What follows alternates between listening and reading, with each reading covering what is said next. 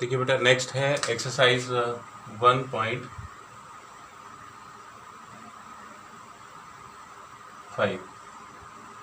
इसमें है complement of a set.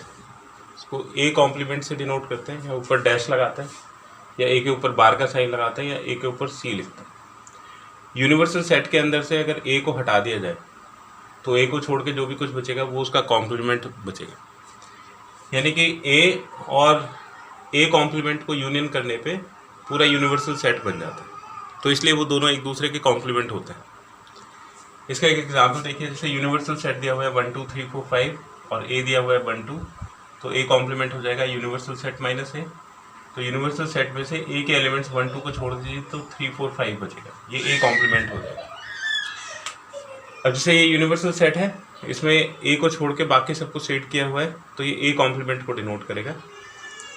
Proof करने वाले क्वेश्चन में हम इसकी डेफिनेशन को यूज़ करेंगे कि x अगर ए कॉम्प्लीमेंट को बिलोंग करता है तो वो ए के अंदर नहीं हो सकता। ए कॉम्प्लीमेंट के अंदर होगा तो ए के बाहर होगा, इसलिए वो ए को बिलोंग नहीं करेगा। ये इसकी कुछ प्रॉपर्टीज़ हैं, जैसे ए और ए कॉम्प्लीमेंट को यूनियन कर दो, यहाँ से साफ दिखाई दे रहा है ए और ए कॉम्प्लीमेंट का यूनियन, ये पूरा यूनिवर्सल सेट हो गया। ए और ए कॉम्प्लीमेंट में कुछ भी कॉमन नहीं होता, तो इसलिए इसका इंटरसेक्शन एक नल सेट होगा। डी मॉर्गन्स लॉज, ये यूनियन का कॉम्प्लीमेंट होता है, तो कॉम्प्लीमेंट ए और बी के ऊपर डिस्ट्रीब्यूट हो जाएगा और यूनियन इंटरसेक्शन में चेंज हो जाएगा। इसका प्रूफ भी आगे करेंगे। ए इंटरसेक्शन बी का कॉम्प्लीमेंट डिस्ट्रीब्यूट हो जाएगा और इंटरसेक्शन यूनियन में कन्वर्ट हो जाएगा। तो यूनियन इंटरसेक्शन में चेंज हो जाता है, इंटरसेक्शन यूनियन में चेंज हो जाता है, और कॉम्प्लीमेंट ए और बी दोनों के ऊपर डिस्ट्रीब्यूट हो जाता है। जैसे ए का कॉम्प्लीमेंट ए कॉम्प्लीमेंट दोनों मिला के यूनिवर्सल सेट बनाते हैं, तो ए का कॉम्प्लीमेंट है और ए कॉम्प्लीमेंट का कॉम्प्लीमेंट ए है, तो इसको हम बोलते हैं लॉ ऑफ डबल कॉम्प्लीमेंटेशन। तो ए के कॉम्प्लीमेंट का कॉम्प्लीमेंट फिर से ए आ जाएगा, क्योंकि अगर ए कॉम्प्लीमेंट को छोड़ दोगे तो ए ही बचेगा। Law of null set and universal set, null set का कॉम्प्लीमेंट यूनिवर्सल सेट होता है और यूनिवर्सल सेट का कॉम्प्लीमेंट नल सेट होता है, क्योंकि अगर यूनिवर्सल सेट को छोड़ दोगे तो कुछ बचेगा ही नहीं, कुछ नहीं बचेगा, मतलब that is a null set. तो अब इसके बाद हम करेंगे डी मॉर्गन्स लॉज के प्रूफ। दो तरह से प्रूफ करेंगे, एक एल्जेब्राइकली और एक वेन डायग्राम की हेल्प से। हम डी मॉर्गन्स लॉ का प्रूफ करेंगे। ये फर्स्ट लॉ है, A union B complement is equal to A complement intersection B complement, और इसको पहले वेन डायग्राम से करते हैं।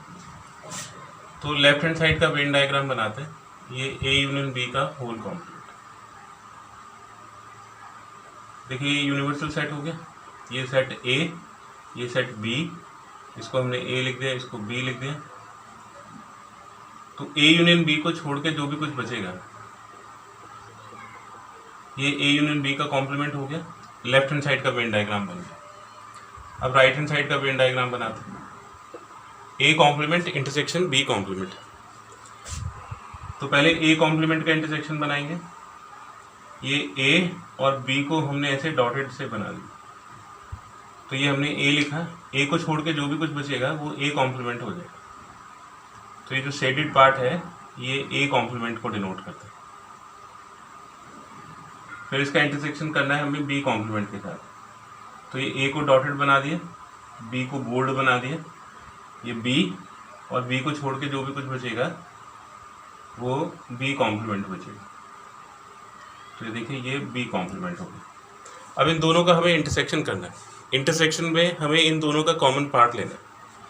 तो देखिए ये फर्स्ट सेक्शन है, ये सेकंड सेक्शन, ये थर्ड सेक्शन और ये फोर्थ सेक्शन। ऐसे ये फर्स्ट जो दो ए और बी दोनों के बाहर है, ये सेकंड, ये थर्ड और ये फोर्थ। इंटरसेक्शन में हमें वो पार्ट लेना है जो दोनों के अंदर होगा शेडेड। तो देखिए हम कौन कौन सा सेक्शन इसके अंदर लेंगे।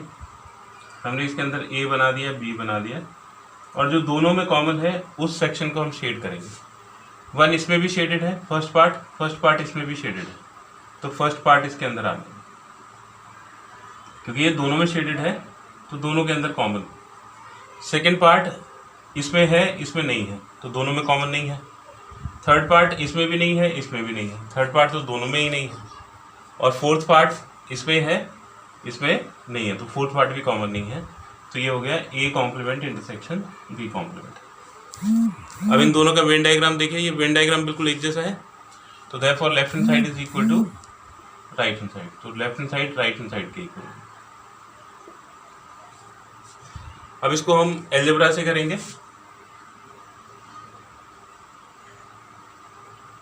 बिना वेन डायग्राम के, तो अगर आपको दो सेट्स को इक्वल प्रूव करना होता है तो पहले को दूसरे का सबसेट और दूसरे को पहले का सबसेट प्रूव करेंगे।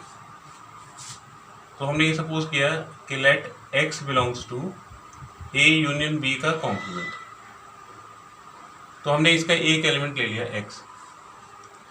अगर हम इस एलिमेंट को x को, जो कि इसके अंदर है, इसके अंदर भी प्रूव कर देते हैं, तो इसका मतलब है कि जो पहला सेट है वो दूसरे सेट का सबसेट हो जाएगा।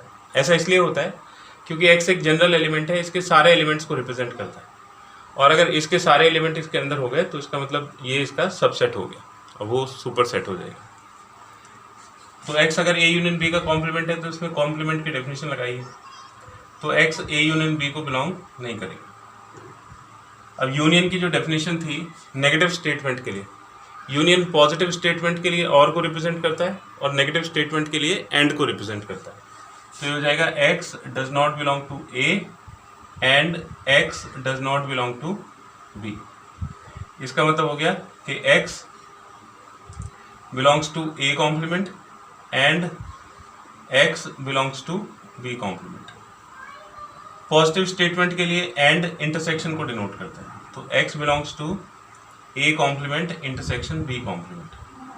तो इसका मतलब हो गया कि a union b complement is a subset of a complement intersection b complement. ये फर्स्ट पार्ट है।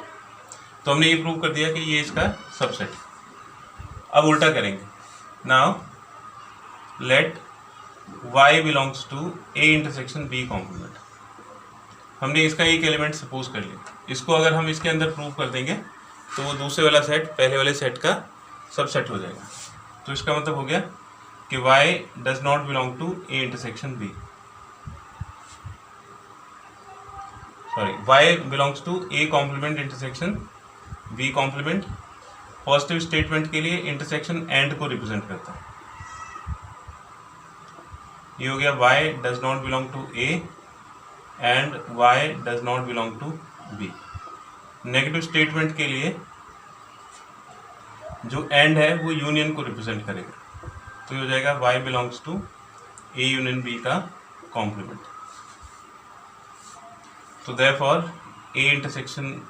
a complement intersection b complement is a subset of a union b का होल कॉम्प्लीमेंट। दोनों एक दूसरे के सबसेट है, तो from 1 and 2 a union b whole complement is equal to a complement intersection b complement. ये De Morgan law का prove हो गया। ऐसे इसके दूसरे लॉ को भी प्रूव कर सकता है, बिल्कुल इसी तरह से वो भी हो जाएगा।